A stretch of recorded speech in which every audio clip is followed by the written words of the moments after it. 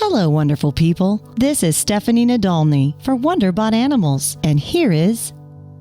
2 months after this aquarium was abandoned, animal activists made a chilling discovery. Before we begin, make sure to click the like button, subscribe to our channel, and click the notification button for more amazing videos.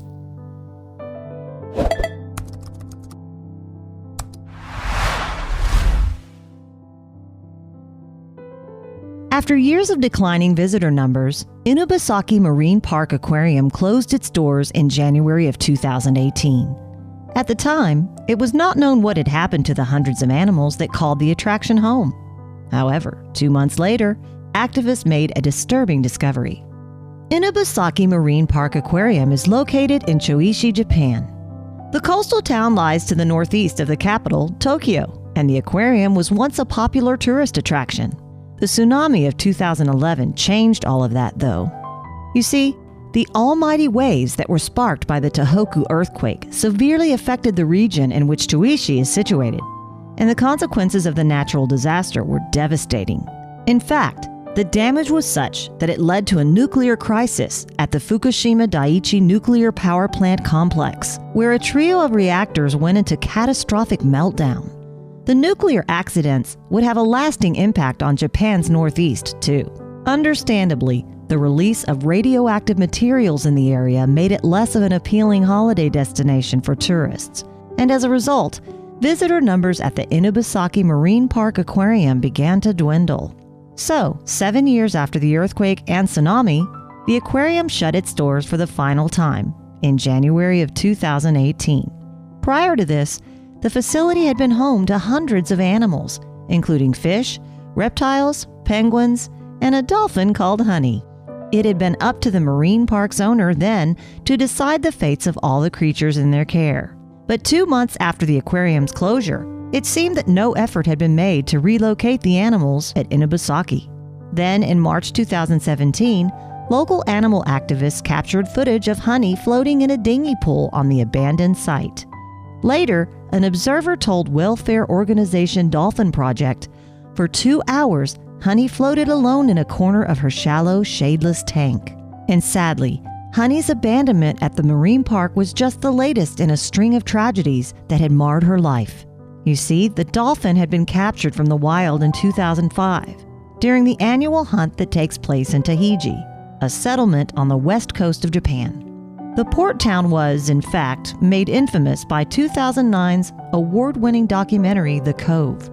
The film highlights the brutality of the local hunt, during which dolphins are driven into a small bay where they are more easily caught or killed. But as awareness of the inhumane practices used at Taiji rose, the Japanese Association of Zoos and Aquariums withdrew its support of the hunt. The decision came too late for many dolphins, though, including Honey, who wound up at Inubasaki. And sadly, by August 2018, it looked like Honey had been left to die at the marine park. Although reports suggested that former aquarium employees were still feeding the animal, it was unclear from where they were sourcing the food and whether this supply would last much longer. Then, later in August 2018, Akiko Mitsunobu from Animal Rights Center gave an update on the dolphin's plight. She told Reuters news agency, "Honey is a symbol of both the problem of marine parks and Taiji's hunting practices. When we went to check on the facility, she was showing signs of stress, putting her head weakly in and out of the water." To make matters worse, Honey was not alone in her fate. There were also nearly 50 penguins and countless reptiles and fish left abandoned at the marine park. And with representatives of the Inubasaki Marine Park maintaining their silence, all the animals' futures remained unclear. What's more, with no word from aquarium officials, animal activist concerns were heightened. Sachiko Azuma, from Put an End to Animal Cruelty and Exploitation, Peace, explained, "I get feelings of danger and doubt from the fact that they are so silent about this." So, with that in mind, activists decided that they would take matters into their own hands. They started by capturing footage and photos of the aquarium and sharing the images far and wide. And among those to receive the shocking files were the staff at Dolphin Project. It was actually back in 1970 that activist Rick O'Barry founded Dolphin Project. Interestingly, O'Barry started out as a dolphin trainer on the TV show Flipper. He later changed his stance, however, and became a passionate advocate against dolphin captivity. And after reviewing the images of Honey and her fellow internees, O'Barry released a statement through Dolphin Project's website. It read, "The footage we have reviewed demonstrates the need to take action immediately in order to save Dolphin Honey from a miserable death. The same is true for all of the abandoned animals at Inobasaki Marine Park Aquarium." So, in order to help Honey, Dolphin Project began working with welfare groups in Japan. The organization also put forward a proposal to rehabilitate Honey for a potential release or a new life in a reputable sanctuary. Now, if anyone knew how to save Honey and her friends, it was the team at Dolphin Project. After all, over the years, they had rescued dolphins from similar fates across the world.